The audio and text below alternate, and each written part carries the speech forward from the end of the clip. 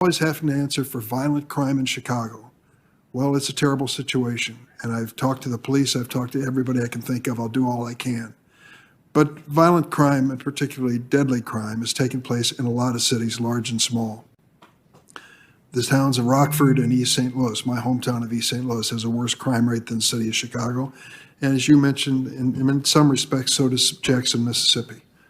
Most law enforcement, when it comes to criminal law, is state and local. About 90% of the enforcement is.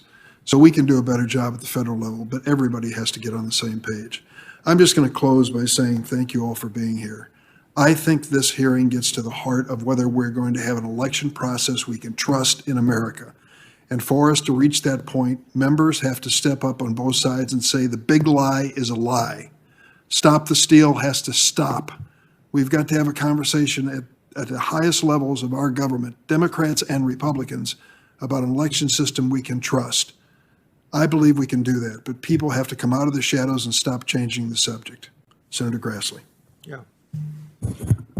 I'm not offended by anything you've said about the direction we've taken on our side of the aisle, or some of your other colleagues have made reference to it as well. But I've been trying to make the point that when you have, since the summer of 2020, the massive increase in crime that we've had in this country, the massive, well, in all the crime, and I've gone through those statistics. I don't have to go in again. But when people get the idea you can just break any law, some of that's obviously going to carry over into how people treat other people, whether it's election officials or anybody else. And I know you don't accept that argument, but that's the point that I'm trying to make. Mr. Hurst, when you were U.S. Attorney in the Southern District of Mississippi, you had to deal with one of the highest violent crime rates in the country, particularly the city of Jackson. At the same time, you were with Project Safe Neighborhood Initiative in the Department of Justice to help get many violent criminals off the streets. Now, under the present Department of Justice, the stated goal of the project is, quote, not to increase the number of arrests or prosecutions. Again, to emphasize the points I'm trying to make, if you're going to just tell people you aren't going to arrest them for certain crimes, this just enhances everybody's freedom. I can get away with anything.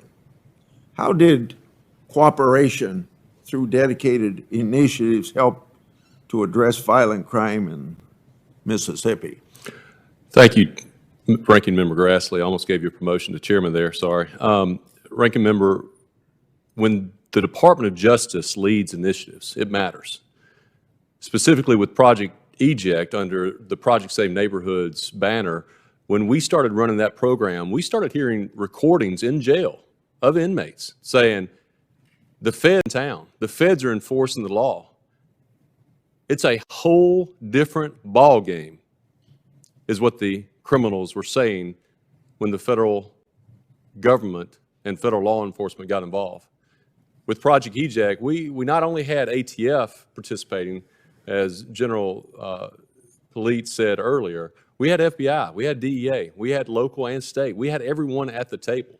So when DOJ steps up, when DOJ leads, when DOJ makes it a priority to really go after and take violent crime head on, what we see is a reduction in violent crime. Criminals respond to accountability. Criminals respond to consequences. And right now, we're not seeing a lot of consequences.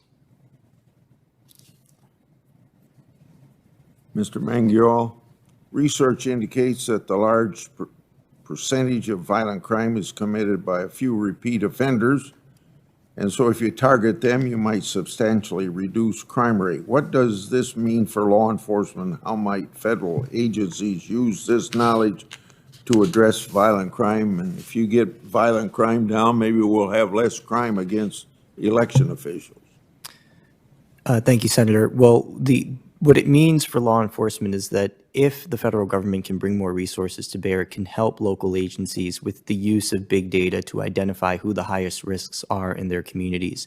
There is research, for example, from the Educational Fund to Stop Gun Violence, which found that in Oakland, just 0.1% of the population was responsible for the majority of the city's homicides. When you can identify who those people are and bring serious cases against them and make those cases and take them off the street, particularly through federal prosecution, you can get seriously large incapacitation benefits that then spare the community of the offenses that those individuals would have otherwise committed. Research shows that when precision policing is engaged in, it can produce very, very large gains in the form of violent crime reductions.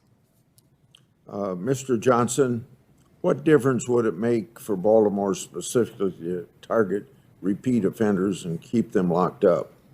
Well, Senator, we understand, and you said yourself, that the majority of violent crime is committed by a relatively small number of people.